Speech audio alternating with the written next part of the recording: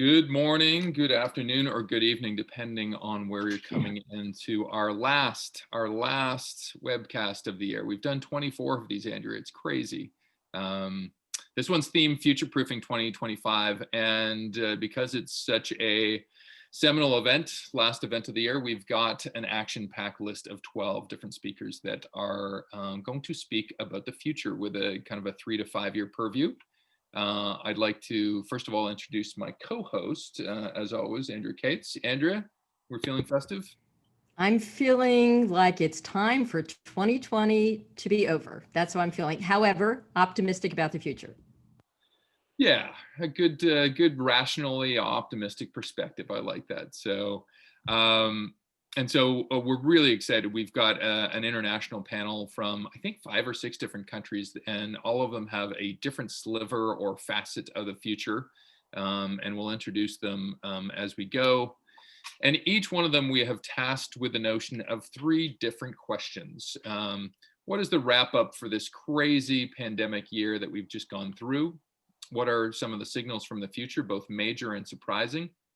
And what's a breakthrough future-proofing idea? Because we want to own the future. That's what we are here at Future-Proofing. We just don't have it roll over us. We'd love to tackle it and actually start working on those early signals now before other people do.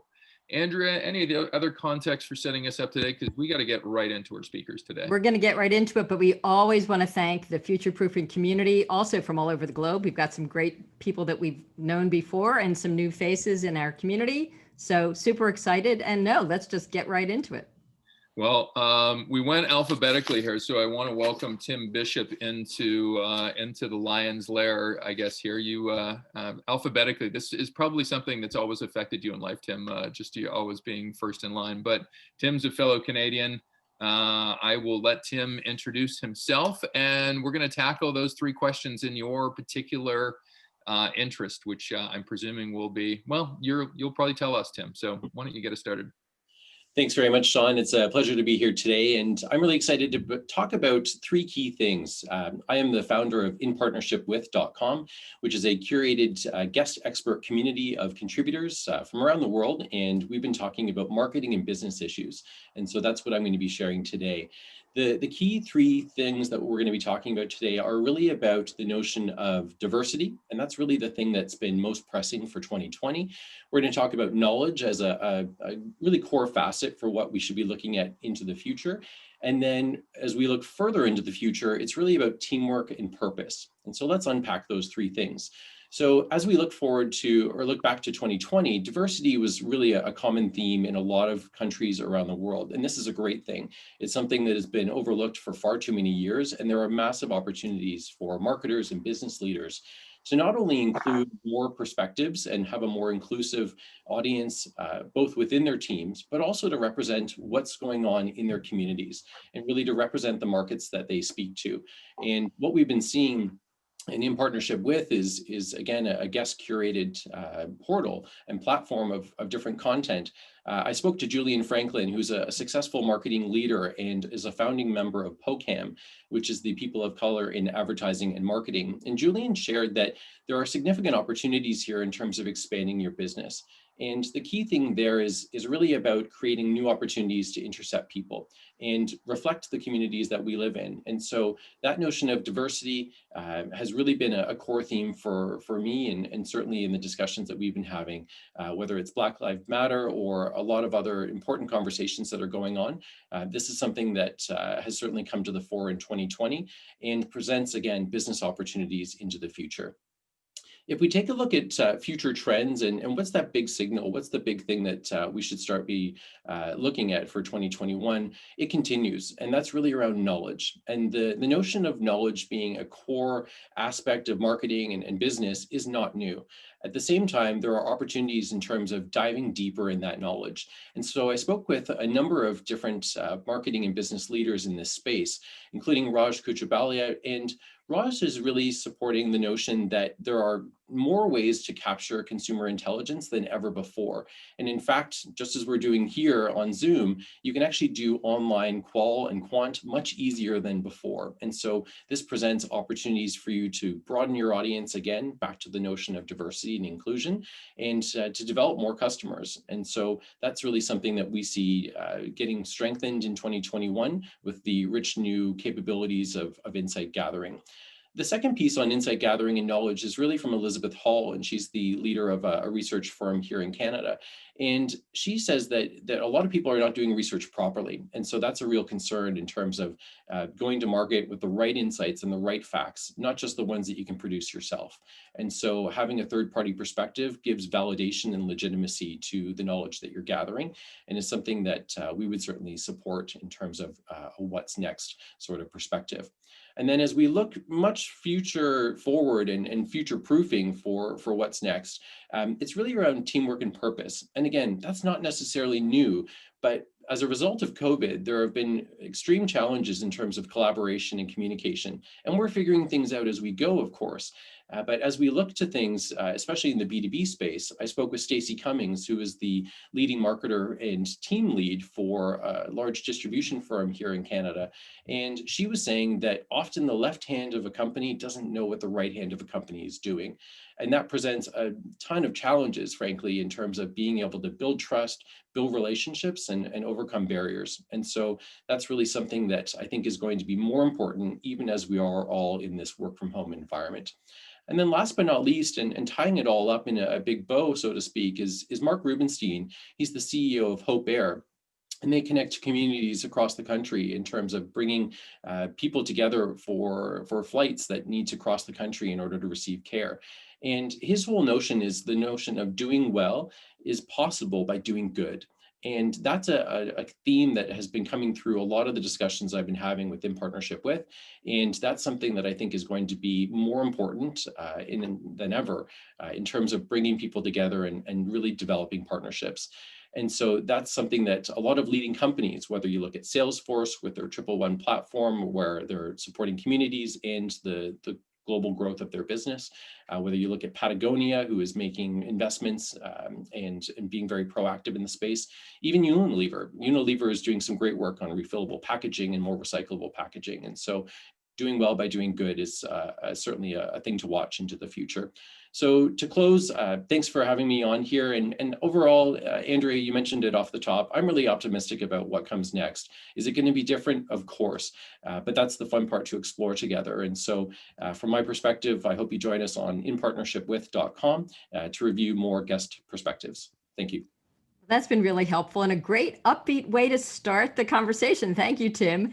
Our next person is Louise Big-Kolmsholm. And first, I hope that you help correct my pronunciation. And second, Louise, you'll bring us a different perspective from a different area in the globe.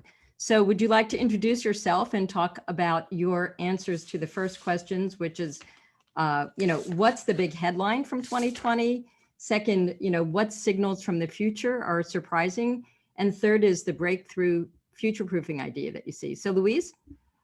Hi, Andrea. And yes, your pronunciation was almost correct. You spent so much time in Denmark where I'm based, so you're almost there. Yes, I'm in Denmark all the way around the globe. This is end of day of work for us. I've just sent everybody home for their Christmas holiday. So it's a nice day for me and a nice way to end to speak to all of you guys. My company works with trends, not so much future forecasting, but more trends near term and consumer behavior across lifestyle industries, fashion, interior, food, media, retail, travel, everything that we spend our money on after the boring mortgage. The first question you asked, what really defines or sort of describes 2020 for me, it's been an unpleasant and ill-received present for everybody. It's basically wrapped in really nasty wrapping, which is a face mask. But all crises are a present, a gift once we've crossed across the hard lines and we've all learned something. So that's sort of my image of what this has been. It's been really tough, but we're all going to get stronger at the end.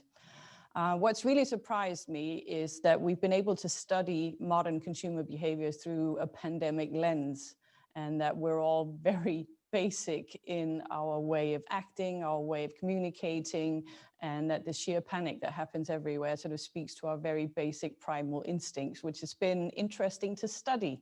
But at the other end, some of the trends that we've been talking about for years, how to work in the future, how to learn in the future, how to communicate in the future, how to shop in the future, they all came here in a very short time span. So we actually moved 5 years ahead in 5 months. So the future is here, and that's what I find most interesting, that even though it's been really tough and we've all been on a very digital and hard learning curve, we've moved 5 years ahead across a range of things, even how we work, how we learn, how we school, how we communicate, how we do stuff like this. That wouldn't have been possible a year ago. Even though it was technologically possible, we didn't think it was possible. So we really, really moved. And I think maybe what we've learned the most is to make hard decisions fast, everybody on a personal level. Even within my family, we've decided just yesterday how to spend Christmas because we were waiting on some of the most recent restrictions. So we're making decisions fast, even hard ones, and we're getting better at that. So we're coming out stronger. So I think maybe 2020, even though it's been a nasty, ill-wrapped gift, it's been a rehearsal for the future. So we're going to come out stronger, and I feel optimistic, probably more towards the end of 21. I think maybe the first half of 21, I think we're all hoping that we wake up Jan 1st and everything is like poof, it's a magic, it's all gone. That's not going to happen. It's going to last for a long time, and it's going to be a different world once we're out the other end. That's actually another sort of perspective on optimism and sort of optimism for today, and a way of understanding that it might not start itself right away in 2021. No. And it's so great to see you again. And this is one of those things where we have to go all the way around the clock and get through the 12 folks. And then for people that stay at the end, we might have a chance to chat again. That's and fine. Reflect. So thanks for that. I'll stay around. Great. Thanks, Louise. Thank you. I'd like to introduce Niret Cohen. She comes to us from Israel today. And she is the founder of Work Futures after having worked about 30 years in Intel doing a number of different things. So Niret, tell us about the now, the signals from the future, and what's the great idea we need to be serving up. Yep. And I really loved what Louise was saying. I've been calling 2020 a gym. You know how you go to the gym to exercise muscles we don't normally use. And this is absolutely a trial run for a faster future. So for me, 2020 has been the future for about a decade. I've started looking at the future of work back in after the 2008 last economic crisis. And for a really long time, we've been talking about how everywhere is going to be the new location of everything, is going to be the new kind of work, and everyone is the new talent. And how, work is shifting from a place you go to something you do.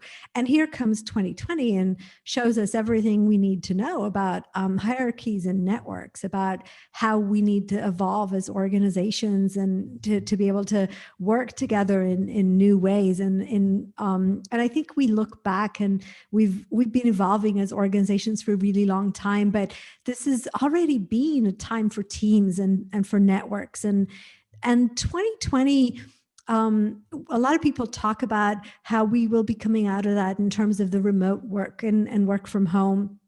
I think it's more about agility. It's really learning to come together and work in different ways that are not necessarily hierarchical and structured, but really getting the right people in the right place at the right time with the right skills and the right managers and, doing the right jobs. So really the agile organization. How do we change or prepare people, organizations, and even policy for worlds unknown, right? For challenges that will come at us that we don't expect, and we've all just been through one of those, but it's not going to be the last. And how do we prepare our hearts and our ability to, as people, to actually withstand that and do what's right and for ourselves and for society and for the world? So I think it's really really been a fascinating year to prepare us for what's coming. It will change what we do. I think a lot of organizations are revisiting these days technologies and automation and different ways of doing things, and the changing landscape, the how we do things, right? I'd be needing to be agile and fast and be able to pivot. And even with what we do things, right? Do we build our existing employees? Do we bring in people that are non-employee talent? Do we hire or acquire? Really fabulous beginning. It wasn't fun, but a really, really good exercise for an interesting decade that's probably in the short term, we're looking at cost saving and remote work and implications, but in the long term, we've slowed down to speed up. Well, to use your gym metaphor, I guess we've loosened a few muscles, haven't we? Like if 2020 has told us anything, it's like, yes, people can work from home and still be, somewhat effective. And yes, we can collaborate across distances and be effective, right? Yep, all the things we needed to learn. Well, thank you for that. I appreciate that. And the same as Andrea just mentioned, hopefully you'll be able to stick around to the end. We might do around the horn if we have enough time. And appreciate those valuable insights. Over to you, Andrea. So I'd like to introduce Henry Coutinho Mason, who is joining us today, also from a different geography. And Henry, would love to hear you weigh in on the three topics, and then hopefully we'll have a little time for a quick question as well. So Henry, and also to the community that's there, feel free to throw some questions into the chat. So Henry, what are your thoughts?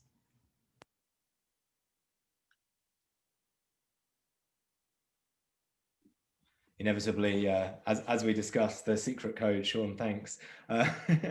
And just to echo what everyone else has been saying as we get into this, 2020 is definitely a new year, right? I don't think I expected I'd be doing webinars in front of our Christmas tree with our kids' toys hung up there. But thanks so much for having me on. And I think this is just part of the new world that we find ourselves in, as we all have acknowledged.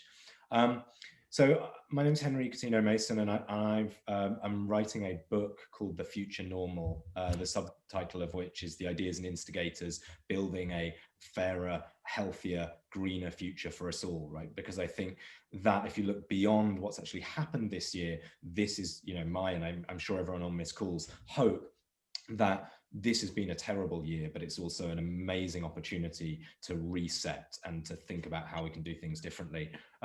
So Andrea, you asked me, the headline that defines 2020 for me was actually nothing to do with the pandemic.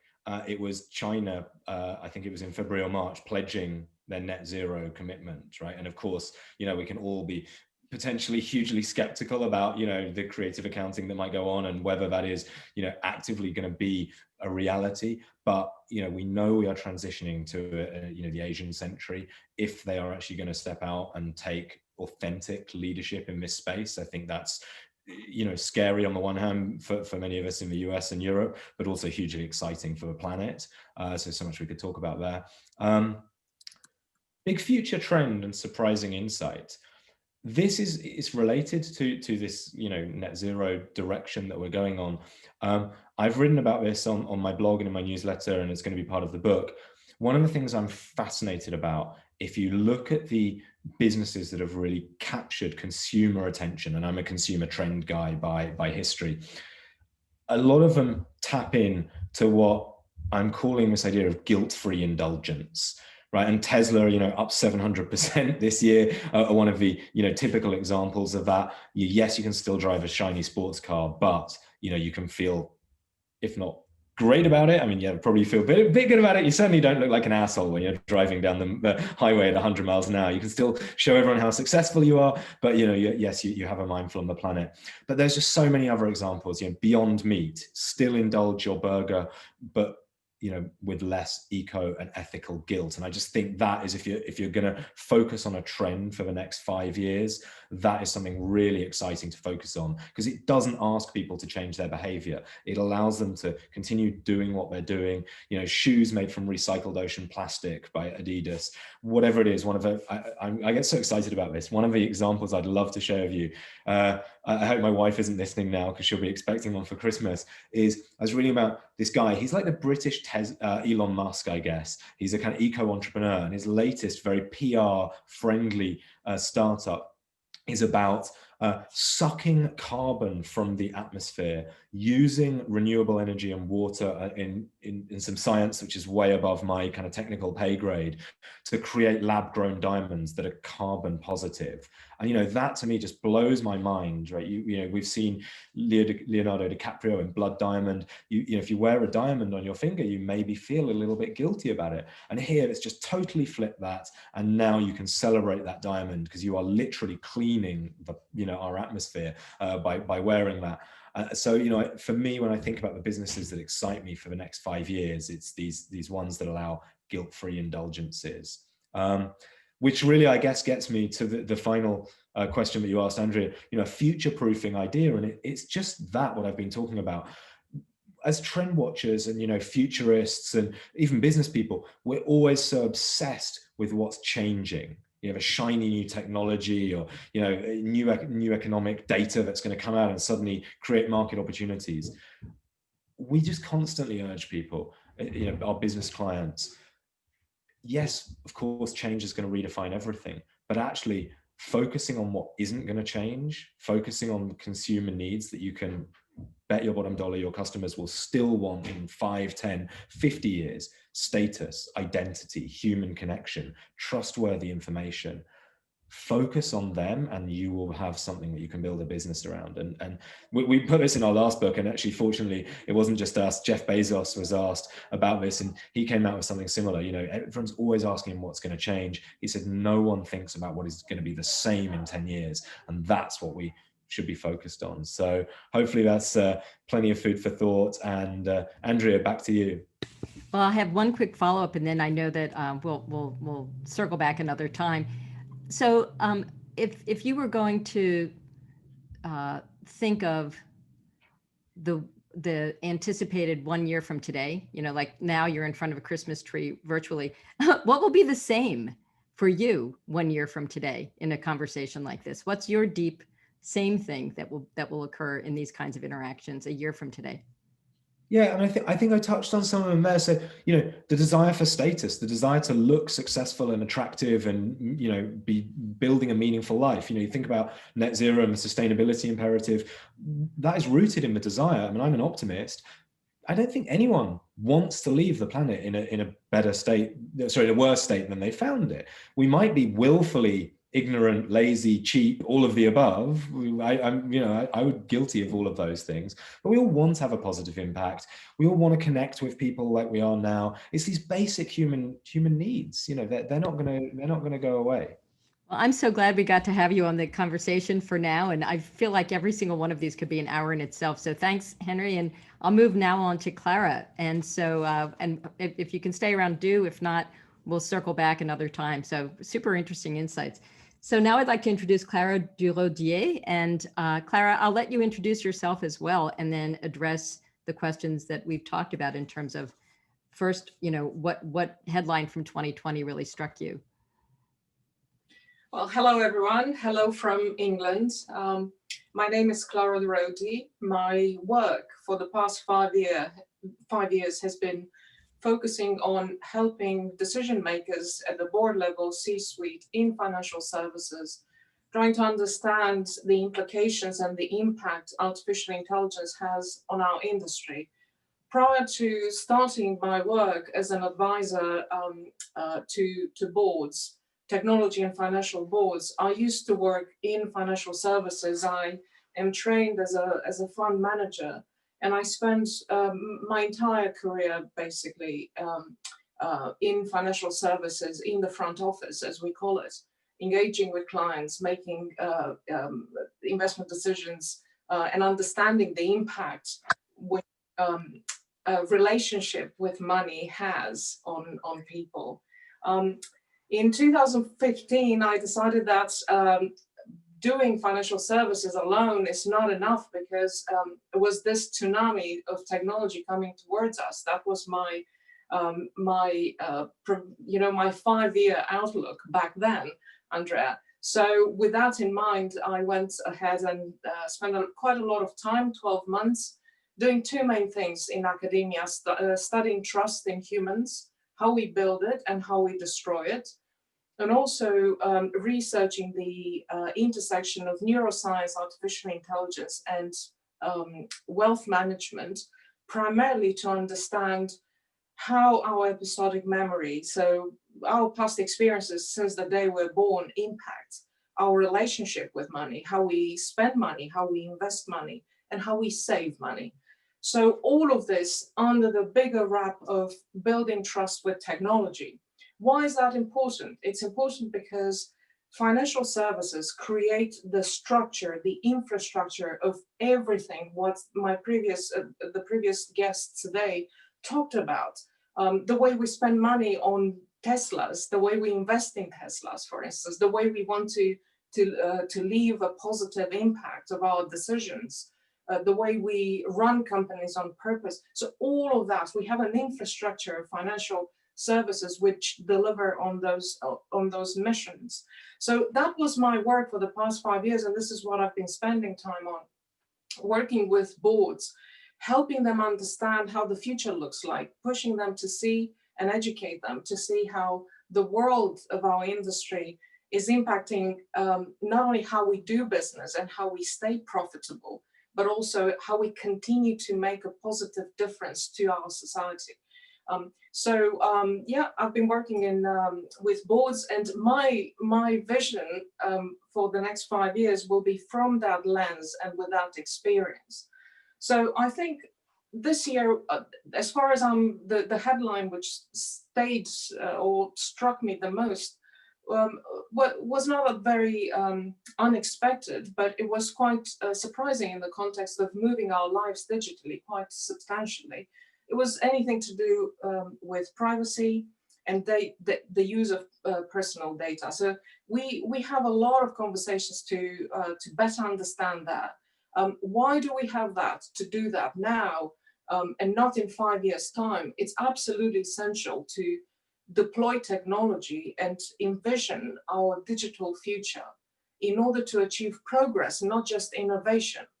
And that's a very important definition. I'm, as a former practitioner and business executive, and having worked in the past 5 years with investors in technology companies, in fintech companies, to me it's very clear that we have to stop chasing shiny new things, and we have to be very practical about how we do things in such a way that we don't have to undo them in 5 years' time and say to our customers, well, sorry, we've just used your data the wrong way. And by the way, we shouldn't have done that. We've had enough cases so far to have some proxies. So that's one big thing which for me this year has unraveled and has put the whole governance of deployment of AI in a very important light. So we've done a lot of work in this space advising our clients how to choose the right piece of tech to help them going forward, and also how to redefine their business strategies. The other thing where I think in the next 5 years we need to spend a lot of time on is on education. We cannot expect leaders to lead companies in the right way and understand what needs to be done if they're not properly informed and educated about the basic things like what is AI, what does it mean to a business model, not just general pop science conversations which you read a book in, like, I don't know, a weekend. So I think we need to focus in the conversation of deploying this technology within the specifics of certain industries. Someone was mentioning earlier today the use of technology in marketing is so important. So in my industry, it's very important to stay focused on how we deploy this technology within our specific industries. Even the subsectors are really different, like wealth management, insurance. So there are other specific areas. So AI education. All our clients, they get one single unique piece of advice. All of them, which is educate your people, starting with your receptionist all the way to the board level executive and non-execs. So that's so important. And the final thing, which I think is absolutely essential going forward, is for the leadership, especially at the board level, to take ownership of the IT agenda. IT, it is, and AI, it is a board issue, is not an IT issue. Okay, I've heard far too many decision makers saying like, whoa, I don't know, I haven't done anything about it. It's innovation. The chief innovation officer, the CTO is going to deal with it. No, technology is a business strategy going forward. And they need to learn how to use it and how to deploy it, exactly as every single board member cannot be a board member unless they understand how to use accounting and what accounting means. So in the same way, technology and deployment of AI is absolutely essential.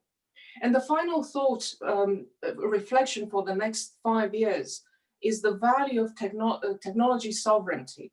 So it's important and will have a fundamental impact on how we run businesses and how we envisage our dependencies as companies on the services of cloud providers, for instance. That's an example. So that's an area where we need to reflect on. But on a really positive note, I think 2020, it was a very testing year. And I've seen it time and again. I was in financial services active in 2008, during the 2008 crisis. There is one commonality of crisis. People who make it through it, all this crisis, they end up being stronger, more articulate, more courageous about the future. So I think those who will make it on the other end will be the light bearers for the future, and I think they will make fantastic changes. This positive outlook is also being reflected in 2020 by the sheer volume of transactions and investments. The number of investors I've worked with, they're very excited about the future, and that's fantastic to see. So if the investors are excited, it means that the future must definitely be positive. I love how you came back to the roller coaster of positivity here. And I think you're right. We can learn a lot about previous crises and how people come out the other side of it. So thank you for those observations, Clara. I'm going to move to Sylvia Galusset. She is founder and CEO of Silicon Humanism. And they say you can't make friends in a pandemic. Well, case in point, that is untrue, because Sylvia has been an absolute treasure of a colleague and friend during this time period. And I think she's going to talk to us about remote work, but maybe she'll talk about something different. We'll see. Sylvia, you're up.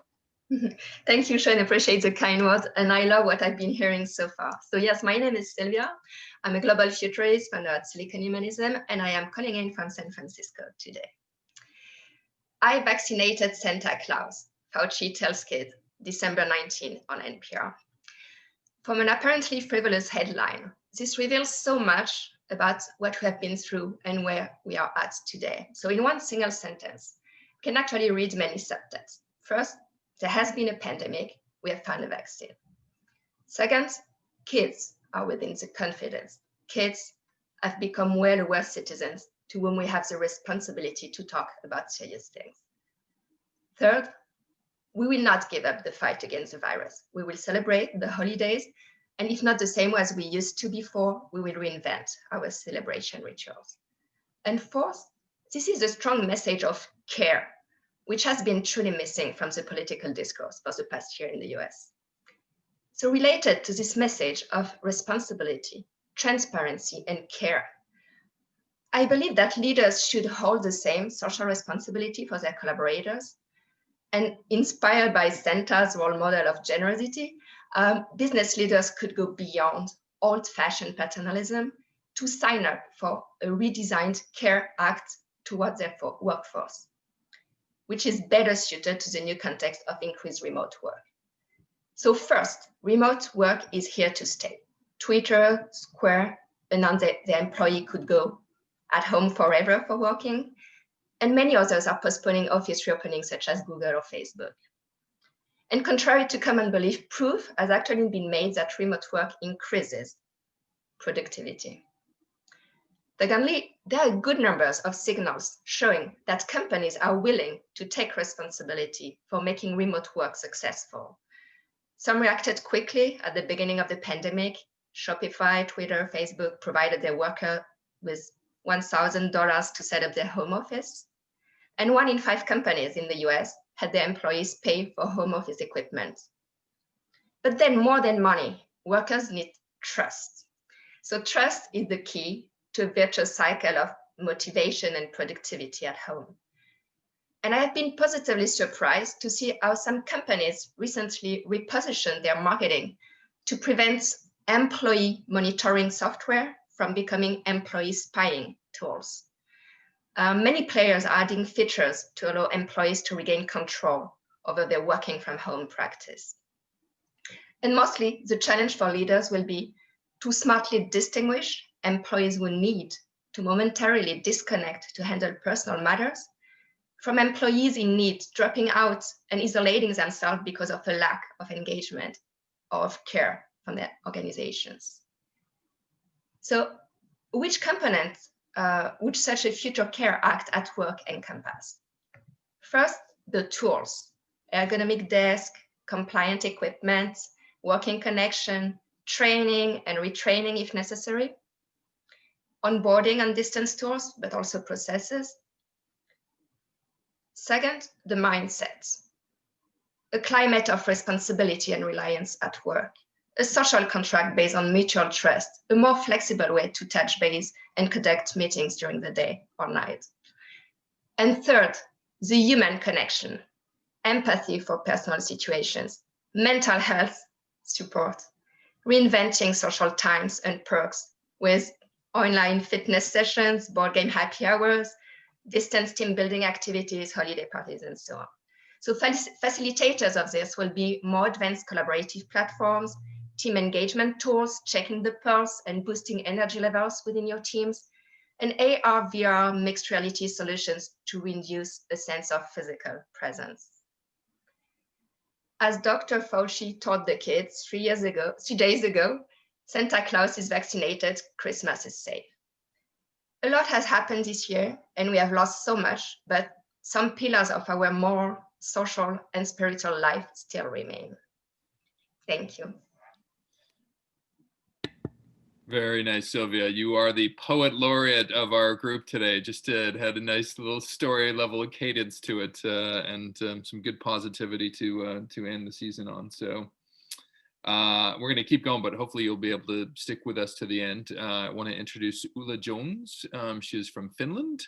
She is the customer experience lead for one of Finland's biggest telcos and runs a really interesting podcast called Things Plus. And Oola, just tell us 2020 summarized, signals, and then your future-proofing idea. Well, hi to everyone from Finland. Yes.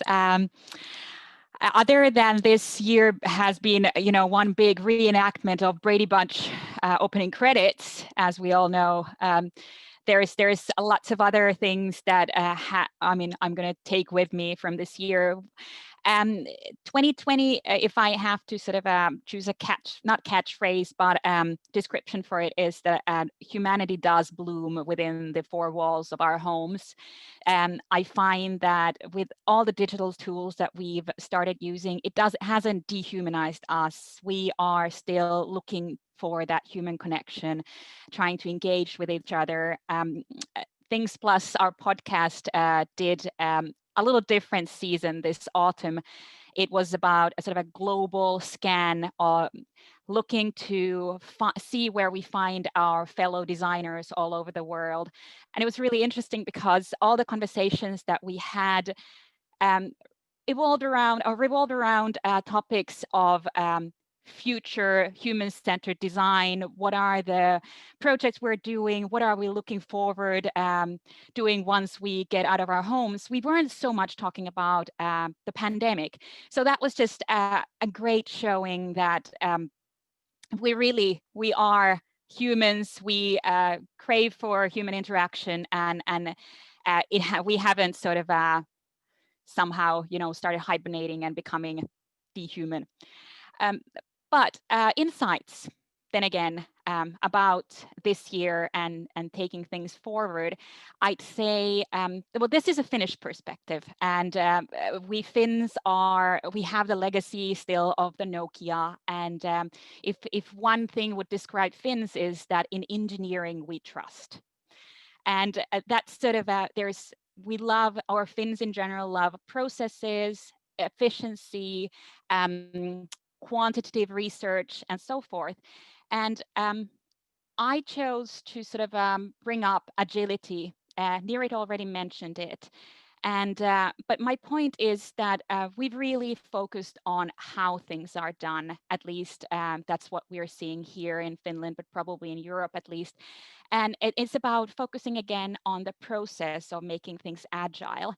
And the insight really is that if we're just focusing on that, we're losing so much of the thinking. Is like we should be focusing on why and on what, and bringing if not only the human-centeredness back into the picture, but also sustainability, and looking at just basically what are we doing, not just how we're doing it.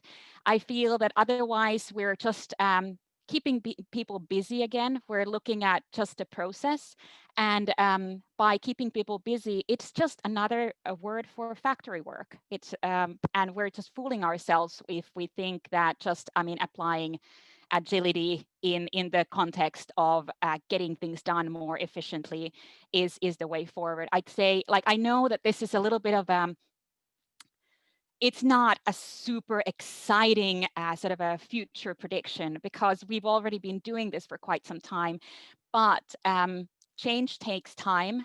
And I'd say that we're just a few steps on the ladder, and the next step it needs to take into consideration the mindset much more than we have so far done. I love the thought that you're talking about mindset. And I also love the fact that instead of just being agile, which everybody says sometimes mindlessly, it's sort of going back to that, what are we doing? So we can do the wrong things efficiently and not necessarily be progressing. So that's super interesting. And we have to transition to the next amazing person. I'd like to introduce Søren Jorgensen. And why don't I let you introduce yourself, Søren? Thanks, Andrea, and thanks for inviting me to this panel, which is really interesting. I've made so many notes so far, so thank you very much for that. I'm very briefly, I'm a former Danish diplomat. I'm in San Francisco, and what brought me here was running the Danish Innovation Center in Palo Alto, which is sort of the Danish bridge into Silicon Valley.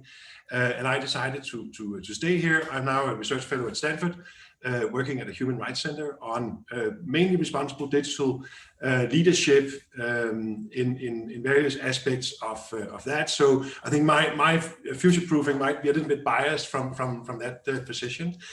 We just recruited about 40 PhD students from around the world to work on what we call a dilemma library, looking at sort of some of the risks related to using artificial intelligence in various business settings. And then I've launched a strategy firm, Forest Avenue, which we are also pushing ahead. So there are so many worrying and disturbing signals. I think I will focus a little bit, or mainly on some of the more positive we can work on, and then perhaps one sort of darker trend that I think is important also to consider. My headline is Connected Humans. I mean, obviously the pandemic has shown us how connected we are in so many ways, but it's also, as others have reflected on, stressed the human aspect. I mean, we are humans and we crave for humans. And I saw that yesterday. I talked to a very good friend, a Danish journalist, and she had just been looking into her closet at all her party dresses that were hanging there, and she hadn't worn them obviously for a year. And they were collecting dust, and she had just sworn that when this thing is over, because it's soon over, she would only wear those party dresses to work. And I found that, I mean, that was wonderful. I think hashtag most positive signal of the year. We are obviously behind on parties and all that, and we miss that.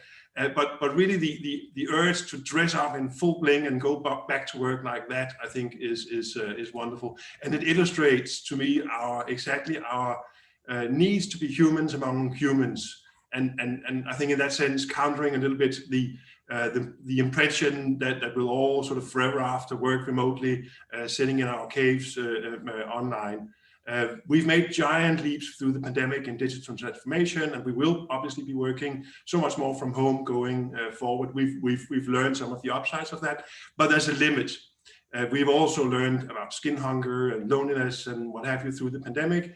And we are humans, and we need to be connected to other humans also in real life. And I think that's important to take forward. So very briefly, two sort of main trends. I think this connectedness also relates to two other trends that have also been touched on by other panelists. The strong ethical and sustainable trend that we see going forward, and then this darker trend of a more negative political discourse and a threat to our democracies that we also see from the connectedness.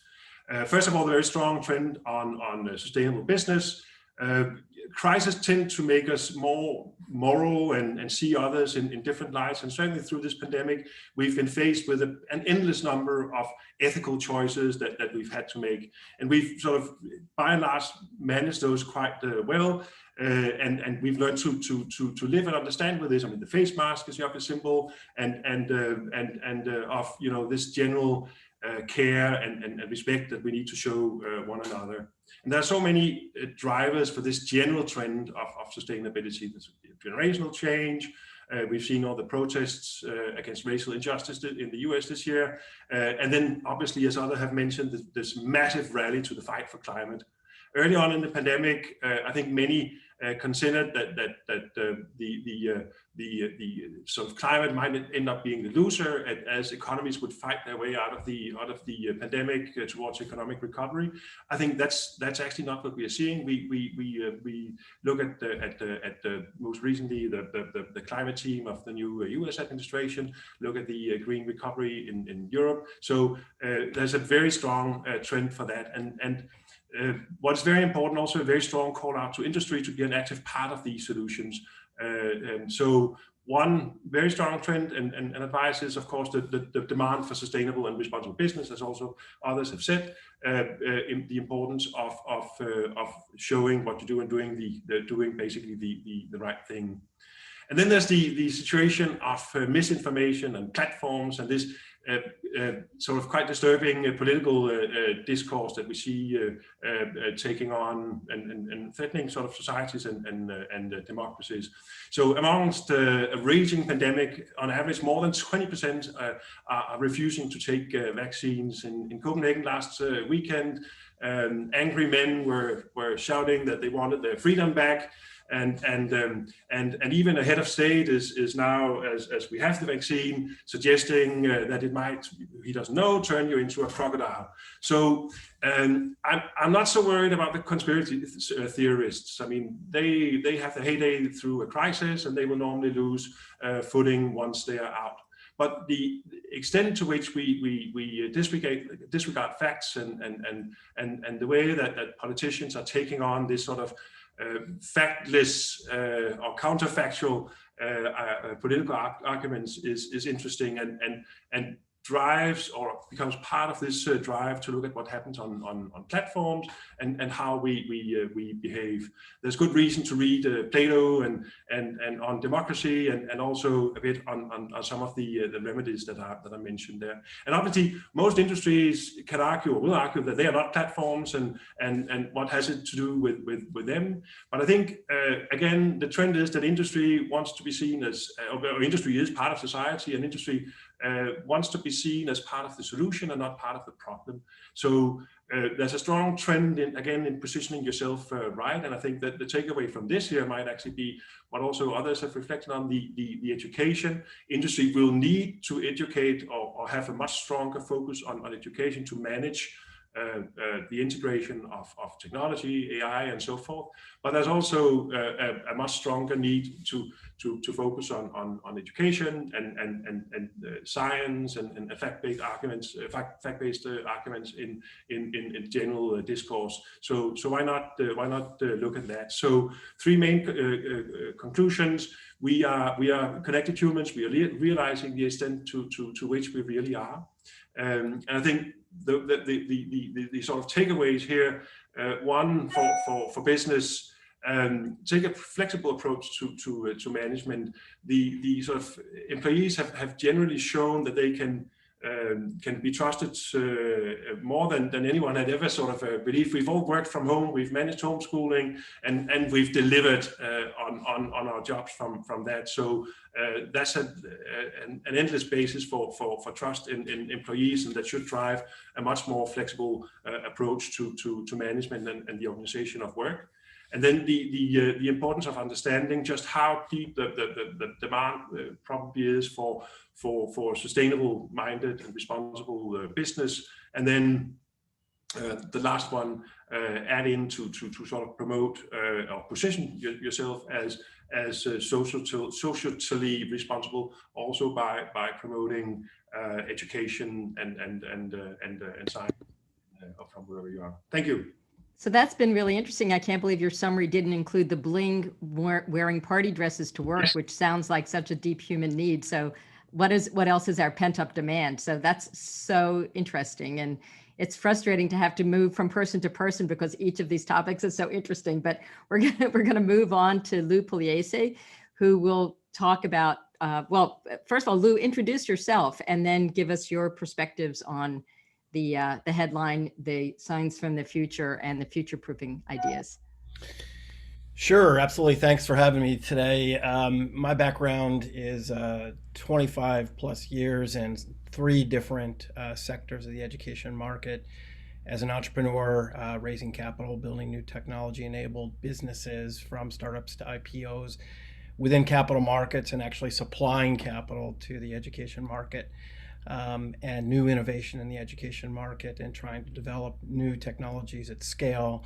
And then lastly, in the area of actually being in the belly of the beast at a university and university administration, and the development and implementation of technologies that change teaching and learning, focused in particular in research, testing, and measurement of student learning science, and what it takes to make students successful and engaged. And a lot of today's discussion has been sort of the underlying tone in this area. A lot of discussion has been around ethics and the pandemic impact and the business of the role of consumers and the impact on consumers and the role that technology can play.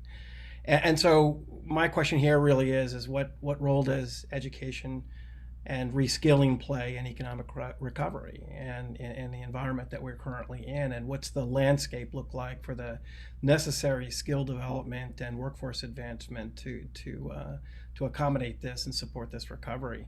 And so the headlines for me is, look, for the knowledge economy, this is a historic, unprecedented economic crisis, and it's going to have significant cascading impact.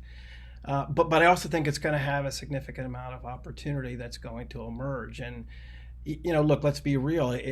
This pandemic is going to drive 85 to 150 million people worldwide. It's going to drive them back into extreme poverty. And this is a big consequence of the pandemic, that we're going to now have to reshape the way we reskill, how universities now have a new mandate to reshape their institutional mission towards, what is now this sort of 60-year degree. It's not a stop and a start. It's not, primary education, secondary education, workforce. It's now a continuum in how we have to reshape how we teach and how we learn toward a 60-year degree. And, look, this is a perennial challenge in our education systems globally, and it's now hitting full force, and the speed of change is going to create a lot of winners and losers. So we need to figure out how we do these things differently. And so this is sort of inevitable. I mean, a lot of people talk about this being an accelerant to the change, and this is something that we had to do within our education systems for a long time. Higher education has been a vitamin. It's not necessarily been a painkiller to skilled workforce who desperately need to drive the economy forward and get into this economic recovery. Scott Galloway calls this a great reckoning. We spend $50,000 a year, get 90 plus points of margin, to create education, and no product in the world, not even Tesla or Ferrari, has that sort of extraordinary margin. And so We have to look at how we take several $100,000 of household debt and turn that into, something that's going to be an economic, development opportunity and turnaround, providing the necessary skills for future workers and existing workers to be able to succeed in the environment in a way that impacts economic development. And so, we have to take a really good look at how we refactor. Obviously in this pandemic, stock market analysts look at companies with cash on their balance sheet as those that are going to be sustainable for the future. Well, that's not, a big describer of how we do education. We have about $120 billion of lost income that we're going to have to figure out how to remedy over time, and that's going to have to come with, upskilling, reskilling, and so we really need to look at this notion of how education plays a role in the balancing of this sort of equilibrium between the supply of education in terms of institutions and other suppliers and how we educate up, and then from an employer down perspective, how we drive the type of skills necessary to be able to succeed in your role that links to a business's strategic objectives that drives economic development. And so I think we're going to see a lot of great change coming in the design and delivery of how we supply education, how education is delivered to whom and by whom. And I think there's going to be a greater emphasis on post-secondary education as a fuel for economic growth, but also a lot of alternative types of education supply, design, and development that are going to challenge our traditional institutions, that are going to really fuel the economy in terms of the upskilling, outskilling, that's required at institutions. And so, that's kind of the big headline for 2020, at least in the knowledge economy industry that I play in. Well, there's so much more to talk about. One of our core future-proofing concepts is perpetual refresh. And so we'll probably do a 2021. We'd like to keep you in the wings for a 2021 deeper dive on perpetual refresh and the 60-year degree. Super important. Thank you, Lou. And we have to move on to Michael Young. You're going to pull it all together, go last. And Michael, I'll let you introduce yourself as well. And at the end, we'll try to do a very quick round the horn. So Michael.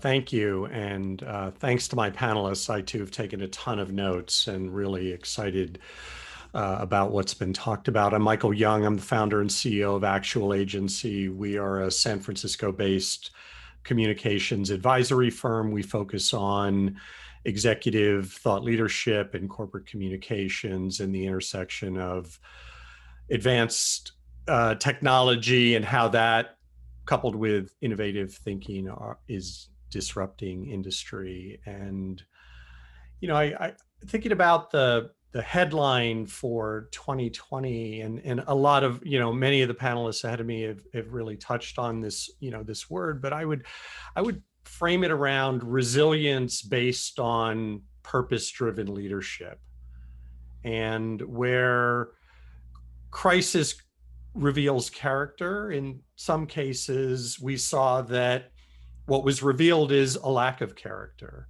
And then in other cases, a tremendous amount of principle-driven leadership that allowed some to not only survive what we've been going through, but to thrive in the face of it. And a lot of that is about putting principles and people first. And I would say, living in the bubble of Silicon Valley for the past 15 or 20 years, I think it has, been punctured by the pandemic, and I think it's given us an opportunity, at least from the clients that I'm working with and the people that I'm talking to look really broad, to really broaden our horizons and to look for other examples. I've spent this year on my own podcast talking about corporate purpose and stakeholder capitalism, and really just focusing in on what that means. And in terms of,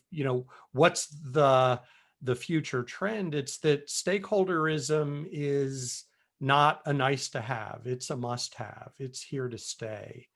And customers, employees, and stakeholders, they want action. They don't want words. And what I've been talking to clients and leaders about is this collapse between the say-do ratio. And there's a tremendous amount of transparency, and organizations are going to be judged not on what they say, but what they do. And so this coherence between statement and action has to be real.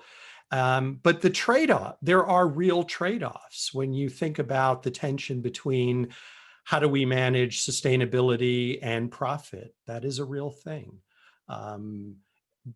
So that is really going to be the trend of, I think, of 2021 and beyond, that stakeholder perspectives are going to be front and center, but that purpose and that perspective does drive growth. You see consumers making choices. You see employer of choice being driven by what kind of organization is this at the core?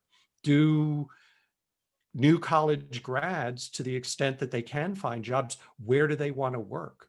Do they want to work for some godless profit-driven entity, or do they want to work for an organization that they're proud of? And that at some level, environmental stewardship does reduce costs.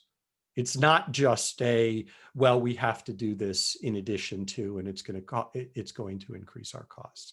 And that purpose really does activate inside out employee energy. It drives innovation, and that it can have a profound impact on the balance sheet and on the risk profile of the organization. And one of the first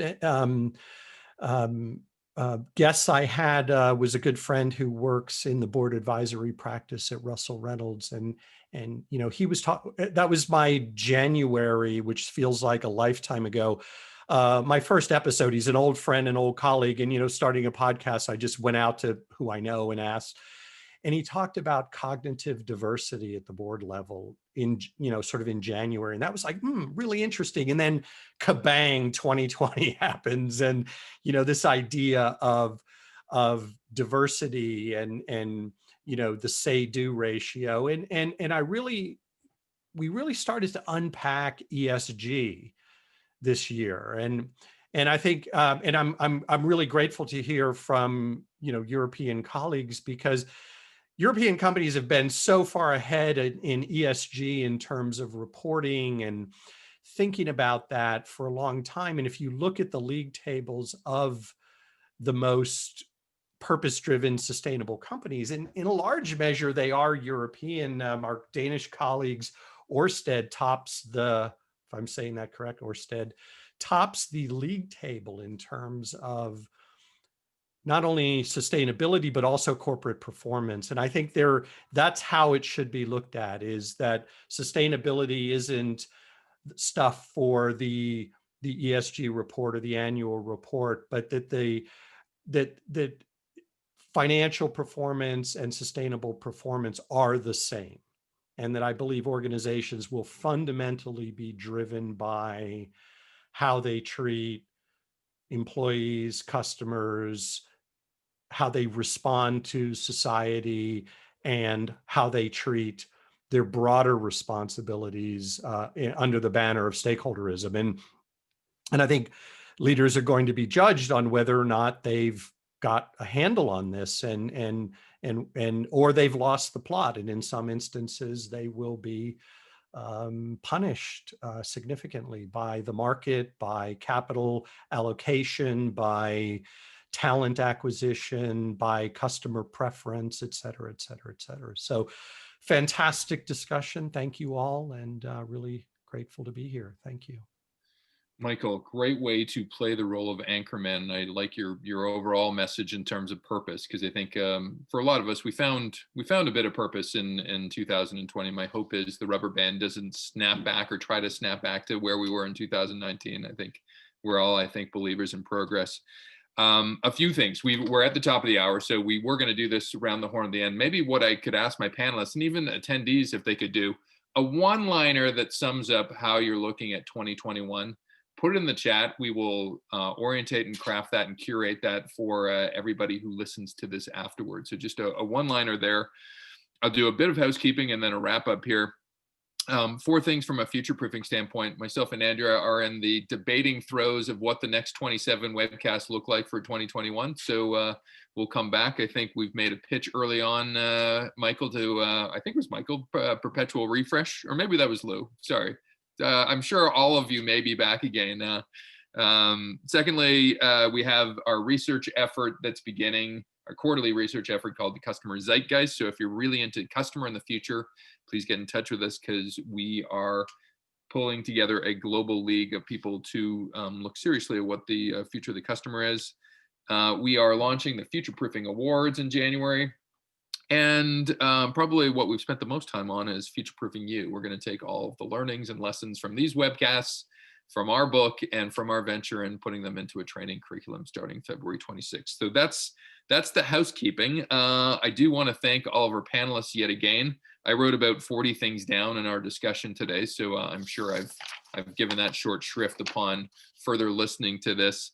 I want to thank you guys. I also want to thank just the 80 panelists that have appeared on Futureproofing Now over the course of the year. It's just an amazing group of people that have come together, somewhat based out of passion, somewhat based out of a pedigree of really deep experience in something, and somewhat out of needing to commune with others. So I want to thank you. I want to kick 2020 to the curb right now. I'd like to be done with it. Hopefully we'll learn some of the lessons from it. Let's hopefully make 2021 bigger. Let's make it bolder. Let's make it, badass and simpler. And I guess I'll close out unless you have anything else to add, Andrea. No, I'm really liking the fact, excuse me, I'm really liking the fact that people are weighing in on the chat. So take another moment before we have to close out to write your final thoughts. And I do feel a little bit emotional about this year. I was feeling a little bit depressed before the webcast, but actually I'm feeling better. First of all, connecting with people is always the answer.